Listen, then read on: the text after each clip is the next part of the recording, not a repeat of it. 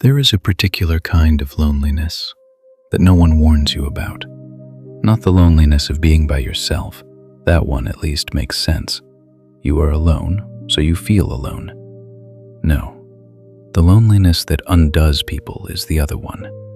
The one you feel in a full room, at the dinner table, beside someone who has slept next to you for 20 years. The loneliness of being surrounded and still unmet.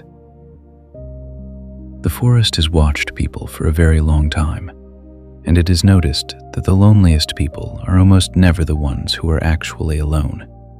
They are the ones sitting in the middle of their own lives, smiling, nodding, present in every way except the one that matters, and no one around them has any idea.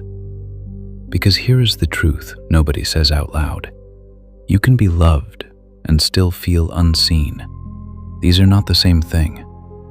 To be loved is for someone to want you near. To be seen is for someone to know what is actually happening inside you. And most people spend their whole lives receiving the first, while quietly starving for the second. 2,000 years ago, a Roman philosopher named Seneca noticed the same thing. He wrote, "To be everywhere is to be nowhere." He was talking about people who fill every moment with company, with noise, with motion, and never once sit still long enough to be truly known by anyone, including themselves. We have more ways to connect than any humans who have ever lived, and more people feel alone than ever before. That is not a coincidence. Connection and closeness are not the same thing. You can be connected to hundreds of people and close to none of them. So why does it happen? Why do we feel alone among the very people we love? The forest is watched, and it has seen 3 quiet reasons. The first is that we perform instead of reveal. Somewhere along the way, you learned that being fully honest about your inner life was too much, too heavy, too risky. So you built a lighter version of yourself to hand to people. The version that's fine, that's doing well, that doesn't need anything.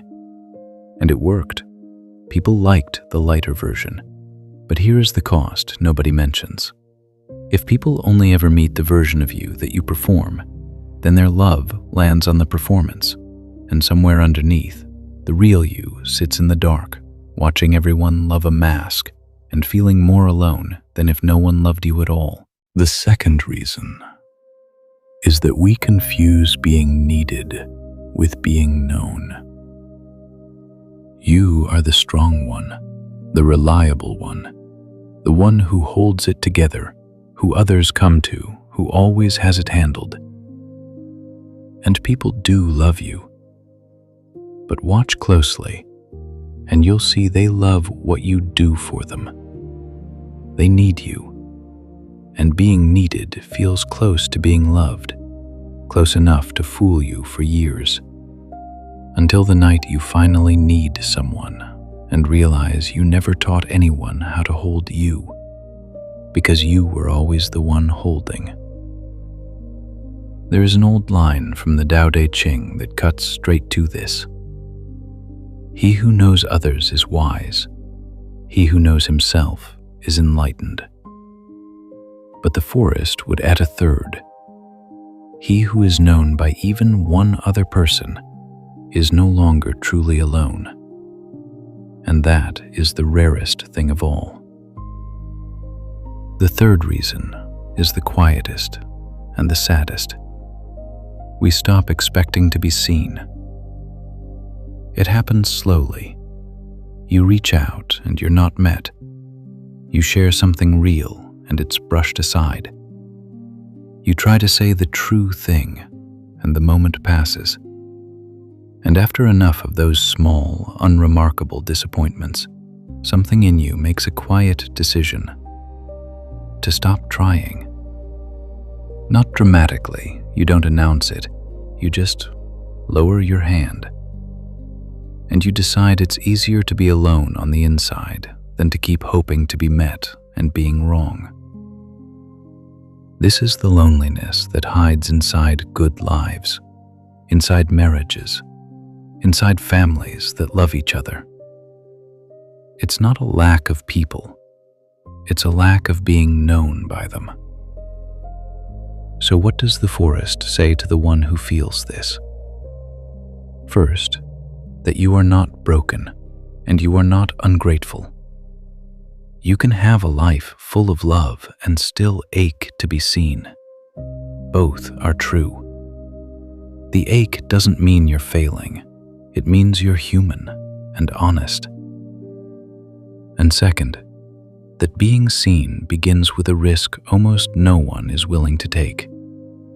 The risk of letting someone meet the version of you that isn't performing, of saying the heavy thing instead of the light one, of answering "How are you?"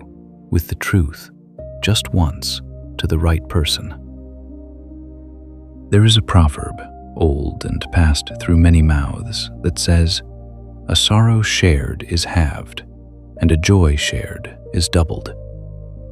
The whole architecture of not being alone is built on one terrifying act: letting yourself be known before you're certain you'll be met.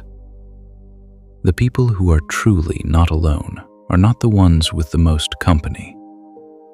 They are the ones who let at least one other person see what's actually inside them.